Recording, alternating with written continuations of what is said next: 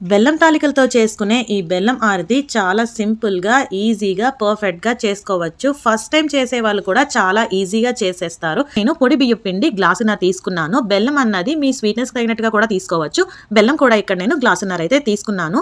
ఎలా చేయాలి ఏంటి అన్నది ప్రాసెస్ చూసేద్దాం. ఇక్కడ ఒక ప్యాన్ పెట్టుకుని వాటర్ వేసుకోవాలి. ఇక్కడ ఒక గ్లాస్ బియ్యం పిండికి 2 గ్లాసులు వాటర్ అయితే వేసుకోవాలి. మీరు ఏ గ్లాస్తో బియ్యం పిండి తీసుకున్నారో ఆ గ్లాస్తోనే వాటర్ అన్నది తీసుకోవాలి.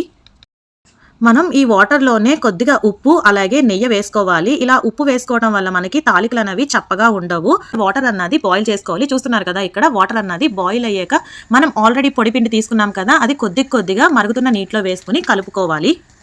ఎవరైనా మన ఛానల్ ఫస్ట్ టైం చూస్తున్నట్టయితే కనుక please subscribe our channel. Already subscribe చేసుకున్న ప్రతి ఒక్కరికి కూడా థ్యాంక్ యూ. స్మాషర్ తోని హ్యాండ్ తోని మంచిగా కలుపుకోవాలి.